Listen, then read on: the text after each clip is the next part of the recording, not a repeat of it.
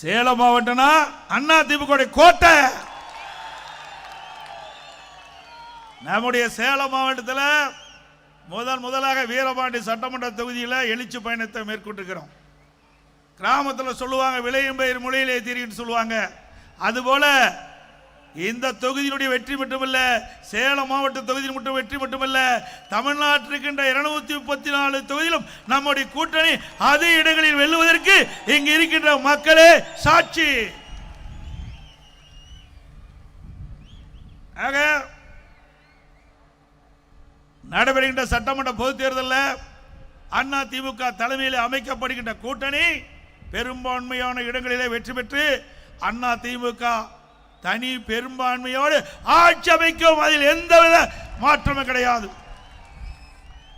அண்ணா திமுக ஆட்சி அமைப்பதை எந்த கொம்பனாலும் தடுக்க முடியாது. சேலம் மாவட்டம் அண்ணா திமுக கோட்டை என்பதை பல முறை நிரூபித்து காட்டியிருக்கின்றோம். 2011 சட்டமன்ற பொதுத் தேர்தல் மாண்பு அம்மா நிறுத்தப்பட்ட வேட்பாளர்கள் 100% வெற்றி பெற்ற மாவட்டம் சேலம் மாவட்டம். 11 தொகுதியில் வெற்றி பெற்று அண்ணா திமுக கோட்டை என்று சேலம் மாவட்டத்தை நிரூபித்து காட்டினோம். 2016 11 சட்டமன்றத்தில் 10 இடங்களில் வென்று அண்ணா திமுக கோட்டை தமிழகத்திலே எந்த மாவட்டத்திலும் வெற்றி பெற முடியாம டபுள் டிஜிட்ல வெற்றி பெற்ற ஒரே மாவட்டம் சேலம் மாவட்டம். அம்மா மறைவுக்கு பிறகு அதே வழியில் நின்று மக்களுடைய பேராதரவை பெற்று 2021 11 இடங்களில் 10 இடங்களிலே வென்று அண்ணா திமுக கோட்டை. எனக்கு முன்னாலே மாவட்ட கழக செயலாளர் குறிப்பிட்டார், நீங்க திரு ஸ்டாலின் அவர்கள் தமிழகத்திற்கு முதலமைச்சராக இருக்கலாம், ஆனால் சேலம் மாவட்டத்தில் ஆளுவது அனைத்து இந்திய அண்ணா திராவிட முன்னேற்ற கழகம். தப்பித்தவறி ஓரிடத்தில் வெற்றி பெற்று விட்டீர்கள். இந்த முறை அதுவும் உங்களுக்கு கிடைக்காது. சேலம் மாவட்டத்தில் இருக்கின்ற 11 சட்டமன்ற தொகுதியிலும் அண்ணா திமுக கூட்டணி வெற்றி பெறும். அந்த அளவுக்கு அனைத்து இந்திய அண்ணா திராவிட முன்னேற்ற கழக ஆட்சியிலே பொன்மனச்செம்மல் புரட்சி தலைவர் எம்ஜிஆர் காலத்திலும் சரி, இதயம் புரட்சி தலைவி அம்மா காலத்திலும் சரி, நான் முதலமைச்சர் இருந்த காலத்திலும் சரி, பல்வேறு திட்டங்களை கொண்டு வந்து கிராமத்திலிருந்து நகர வரை மக்களுக்கு தேவையான திட்டங்களை கொண்டு வந்து அதனால் மக்கள் நிறைய நன்மைகளை பெற்றுக்கின்றார்கள். இது அதிமுக வரலாறு. திராவிட முன்னேற்ற கழகம் ஆட்சிக்கு வந்து 4 ஆண்டுகள் ஆகிவிட்டன. சேலம் மாவட்டத்தில் ஏதாவது ஒரு திட்டத்தை கொண்டு வந்திருக்கின்றார்களா? கொண்டு வந்திருக்காங்களா? எந்த திட்டத்தையும் கொண்டு வரவில்லை. நாம் கொண்டு வந்த திட்டத்தை நிறுத்தியதுதான் திராவிட முன்னேற்ற கழக ஆட்சியுடைய சாதனை. இப்படிப்பட்ட மக்களோட ஆட்சி தொடர வேண்டுமா? எவ்வளவு சிரமப்பட்டு பல்வேறு திட்டங்களை கொண்டு வந்தோம். 100 ஏரி திட்டம், இன்னைக்கு விவசாய பெருடு மக்களுக்கு வாழ்வளிக்கக்கூடிய திட்டம். 4 சட்டமன்ற தொகுதி நன்மை பெறும். 4 தொகுதியில் இருக்கின்ற சட்டமன்ற தொகுதியில் இருக்கின்ற விவசாயிகள் பொதுமக்கள் பயன்பெறக்கூடிய அற்புதமான திட்டம். பல ஆண்டுகாலமாக அந்த மக்கள் கோரிக்கை வைத்திருந்தார்கள். அந்த கோரிக்கையை நிறைவேற்றுவதற்காக அண்ணா திமுக ஆட்சியிலே அந்த திட்டத்தை நாங்கள் துவக்கினோம். முதல் கட்ட பணி நிறைவு பெற்று முதற்கட்டமாக 6 ஏரிகளை திறந்து வைத்தோம். அதற்கு பிறகு இதுவரை அந்த திட்டம் முழுமை பெறவில்லை. இதுதான் அந்த ஆட்சியுடைய அவலம். இப்படி அவல ஆட்சி தொடர வேண்டுமா? சிந்தித்து பாருங்கள். ஒரு ஆட்சி எதற்காக அமைகிறது? நாட்டு மக்கள் நன்மை செய்வதற்காக அமைகிறது. ஆனால் திமுக அப்படி அல்ல, குடும்பம் நன்மை பெறுவதற்காக இந்த ஆட்சியிலே பார்க்கப்படுகிறது. சிந்திச்சு பாருங்க. ஒரு குடும்பம் செல்வ செழிப்பிலே வாழ்வதற்கு 8 கோடி மக்களை சுரண்டுவது நியாயமா? 8 கோடி மக்களை சுரண்டி ஒரு குடும்பம் செல்வ செழிப்போடு வாழ்ந்து கொண்டிருக்கிறது. அதுக்கு முடிவு கட்டுகின்ற தேர்தல் வருகின்ற சட்டமன்ற பொது தேர்தல். முடிவு கட்டுவீங்களா? ஸ்டாலின் அவர்களே, நீங்கள் எவ்வளவோ முயற்சி செய்கின்றீர்கள் ஆட்சியை மீண்டும் தொடர்வதற்கு. எந்த வகையிலும் உங்களுடைய முயற்சி வெற்றி பெறாது. 4.25 ஆண்டு காலம் கும்பகரன் போல் தூங்கிவிட்டு இன்றைக்கு ஞானோதயம் பிறந்து விட்டது திரு ஸ்டாலின் அவர்களுக்கு. இப்பொழுதுதான் மக்களை பற்றி சிந்திக்கின்றார்கள். மக்கள் செல்வாக்கு இழந்து விட்டார்கள். அதனால் புதிய புதிய திட்டத்தை அறிவித்து மக்களுடைய செல்வாக்கை பெற்று நடைபெறுகின்ற சட்டமன்ற பொதுத் தேர்தலை வெற்றி பெற வேண்டும் என்ற நோக்கத்தோடு புதிய அறிவிப்புகளை வெளியிட்டுக் கொண்டிருக்கிறார் திரு ஸ்டாலின் அவர்கள். இன்றைக்கு தமிழகம் முழுவதும் போராட்ட களமாக மாறிவிட்டது. விவசாயிகள் போராட்டம், வியாபாரிகள் போராட்டம், பஸ் தொழிலாளர்கள் போராட்டம், செவிலியர் போராட்டம், தூய்மை பணியாளர் போராட்டம், அரசு ஊழியர்கள் போராட்டம். இப்படி தமிழ்நாடு முழுவதும் போராட்ட களமாக மாறிவிட்டது. உங்கள் ஆட்சியிலே நல்லது செய்திருந்தால் எதற்கு போராட்டம் நடைபெறும்? ஸ்டாலின் குறிப்பிடுகிறார், திராவிட முன்னேற்ற கழக ஆட்சி ஒரு சிறந்த ஆட்சி என்று. எதிலே சிறந்த ஆட்சி? லஞ்சம் வாங்குவதிலே சிறந்த ஆட்சி, கொள்ளையடிப்பதிலே சிறந்த ஆட்சி, மக்களுக்கு நன்மை கிடைப்பதிலே சிறந்த ஆட்சி அல்ல. எந்தெந்த வழியிலே ஊழல் செய்வது அதிலே ஒரு சிறந்த ஆட்சி திமுக ஆட்சி. மக்களை எப்படி சுரண்டுவது அதிலே சிறந்த ஆட்சி திமுக ஆட்சி. ஆனால் அனைத்து இந்திய அண்ணா திராவிட முன்னேற்ற கழகத்தை பொறுத்த வரைக்கும் நாட்டு மக்களுக்கு திட்டம் போடுவதிலே முதல் சிறந்த ஆட்சி அண்ணா திமுக ஆட்சி. போடப்பட்ட திட்டத்திலே நன்மை அதிகமாக பெற்றது மக்கள், அதிலே சிறந்த ஆட்சி அண்ணா திமுக. சிந்திச்சு பாருங்கள். திராவிட முன்னேற்ற கழக ஆட்சியும் அண்ணா திமுக ஆட்சியும் ஒப்பிட்டு பாருங்கள்.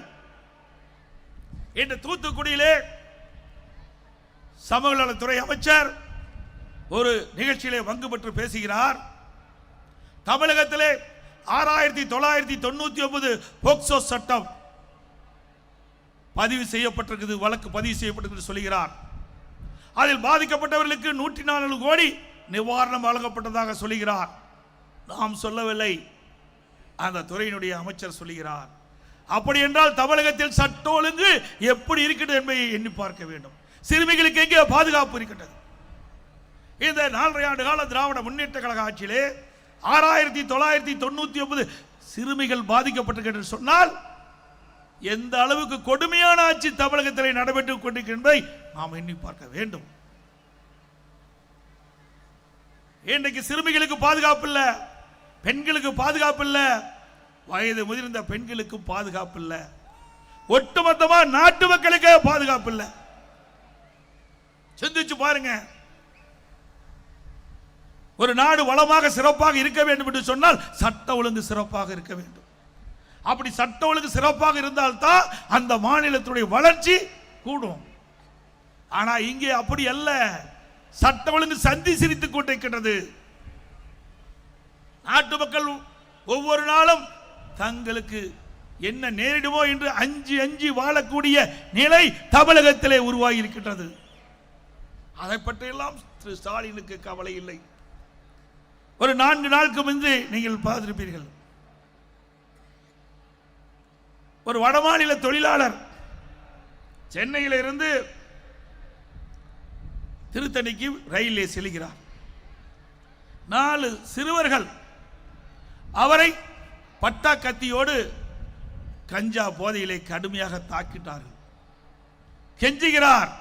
எல்லா வலைதளங்களும் வந்திருக்கிறது. எவ்வளவு கொடுமையான நிகழ்ச்சி! இப்படிப்பட்ட ஆட்சி தொடர வேண்டுமா?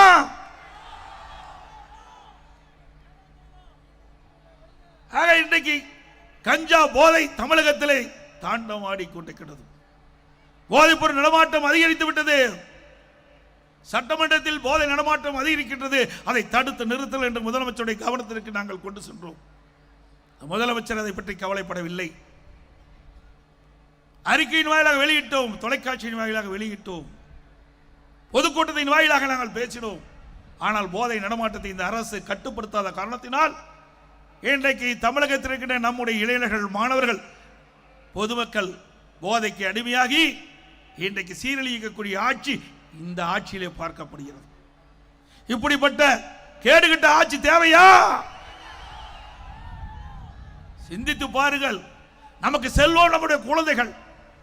நம் கண்ணெதிரே இந்த ஆட்சியிலே போதைக்கு அடிமையாகி சீரழியக்கூடிய நிலை இந்த திராவிட முன்னேற்ற கழக ஆட்சியில் தான் ஏற்பட்டிருக்கின்றது.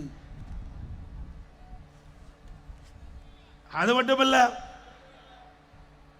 இன்றைக்கு தமிழகத்திலே சட்ட ஒழுங்கை காக்கக்கூடிய டிஜிபி இதுவரைக்கும் நியமிக்கவில்லை. பல கூட்டத்தின் வாயிலாக தெரிவித்து விட்டேன், அறிக்கையின் வாயிலாக தெரிவித்து விட்டேன். ஆனால் இந்த முதலமைச்சருக்கு சூடு சுரணை எதுவுமே இல்லாத ஒரு முதலமைச்சர். சூடு சுரணை வெக்கமான எதுவுமே இல்லை. நாட்டு மக்களை பற்றி கவலைப்படாத முதலமைச்சர்.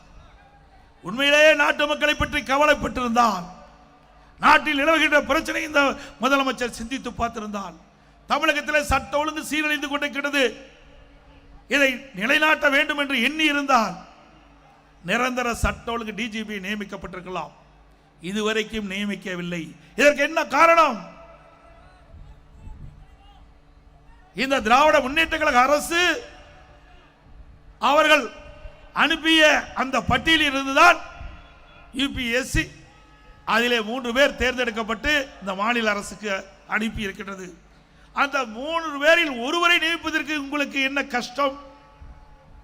ஏனென்றால் 3 பேரில் ஒருவர் கூட இவர்களுக்கு சாதகமாக இல்லை என்று இருக்கின்ற காரணத்தினால், அவர்கள் நேர்மையாக செயல்படக்கூடியவர்களாக இருக்கின்ற காரணத்தினால் இவர்கள் நியமிக்கப்பட்டால் தங்களுடைய கட்டுப்பாட்டில் இருக்க மாட்டார்கள், சுயமாக சிந்திப்பார்கள், சுயமாக நடவடிக்கை எடுக்கப்படுவார்கள். அதனால் நம்முடைய ஆட்சிக்கு ஆபத்து ஏற்பட்டுவிடும் என்ற ஒரே காரணத்திற்காக இன்று வரை அந்த பட்டியலில் இடம்பெற்றிருக்கின்ற 3 டிஜிபிகள் ஒருவரை நியமிக்காத காரணம். ஆக இனியாவது இந்த கூட்டத்தின் வாயிலாக தெரிவித்துக் கொள்கின்றேன். உயர்நீதிமன்றம், உச்ச நீதிமன்றம் எல்லாம் தெரிவித்து விட்டது. இன்னும் இந்த முதலமைச்சர், பொம்மை முதலமைச்சர், திறமையற்ற முதலமைச்சர் இன்னும் சட்ட ஒழுங்கு டிஜிபி நியமிக்கவில்லை. இதை உடனடியாக நியமிக்க வேண்டும் என்று இந்த கூட்டத்தின் வாயிலாக கேட்டுக்கொள்கின்றேன். நீங்கள் உண்மையிலேயே நாட்டு மக்களை காப்பாற்ற வேண்டும், நாட்டுக்கு நல்லது செய்ய வேண்டும் அப்படி என்ற எண்ணம் உங்கள் மனதிலே இருந்தால் உடனடியாக யுபிஎஸ்சி தேர்வு செய்யப்பட்ட அந்த 3 பேர் கொண்ட டிஜிபி பட்டியலில் ஒருவரை சட்ட ஒழுங்கு டிஜிபியாக நியமிக்க வேண்டும் என்று கேட்டுக்கொள்கின்றேன். அதே போல இன்றைக்கு திராவிட முன்னேற்ற கழகம் என்று சொன்னால் அது ஒரு கார்ப்பரேட் கம்பெனி, அது கட்சி அல்ல. கட்சியா அது? கட்சி என்றால் அதிமுக தான் கட்சி. இங்கே மேடையில் வீட்டிருக்கின்றார்கள், என் முன் அமர்ந்திருக்கின்றீர்கள். இதில் யார் உழைத்தாலும், யார் கட்சிக்கு விசுவாசமா இருந்தாலும், சிறப்பாக கட்சி பணி ஆற்றினால், மக்களிடத்தில் செல்வாக்கப்பட்டால், யாராக இருந்தாலும் அங்கே இருந்து இங்கே வந்து அமரலாம். திமுக முடியுமா? நான் நம்முடைய மாவட்ட மண்ணின் மனிதனாக இருக்கின்றேன். இந்த மாவட்டத்துடைய மண்ணிலே பிறந்தேன், இந்த மாவட்டத்தை சேர்ந்தவர். உங்களால் எனக்கு ஒரு வாய்ப்பு கிடைக்கப்பட்டது, முதலமைச்சர் என்ற ஒரு வாய்ப்பு கிடைக்கப்பட்டது. உங்களால் எனக்கு இந்த இயக்கத்துடைய பொதுச் செயலாளர் என்ற உயர்ந்த பதவி கிடைத்திருக்கின்றது. பொன்மனச்செம்மல் புரட்சி தலைவர் எம்ஜிஆர் தோற்றுவித்த இயக்கம், அம்மா கட்டி காத்த இயக்கம். அப்படி வரலாற்று சிறப்புமிக்க இயக்கத்திற்கு ஒரு பொதுச் செயலாளர் என்ற ஒரு அடையாளத்தை இங்கே இருக்கின்ற நம்முடைய கழக நிர்வாகிகள், தொண்டர்கள், மேடையில் இருக்கின்ற கழக நிர்வாகிகள், தொண்டர்கள், தமிழகத்தில் இருக்கின்ற நிர்வாகி தொண்டர்கள் அந்த வாய்ப்பை தந்திருக்கின்றார்கள். இது திமுக முடியுமா? திரு கருணாநிதி அவர்கள் திமுக தலைவர், அதுக்கு பிறகு ஸ்டாலின் திமுக தலைவர், அதுக்கு பிறகு உதயநிதி வருவதற்கு துடித்துக் கொண்டிருக்கின்றார். அவருக்கு பிறகு இன்பநிதி வருவதற்கு ஆரம்பிக்கப்பட்டு விட்டார். எவ்வளவு வெட்கக்கேடானது! ஒரு குடும்ப ஆட்சி தொடர வேண்டுமா? வாரிசு அரசியல் தொடர வேண்டுமா? நடவேண்ட சட்டமன்ற பொது தேர்தலில் குடும்ப ஆட்சிக்கும் வாரிசு அரசியலுக்கும் முற்றுப்புள்ளி வைக்கின்ற தேர்தல் வருகின்ற சட்டமன்ற தேர்தல். நிறைவேற்றி காட்டுவீர்களா?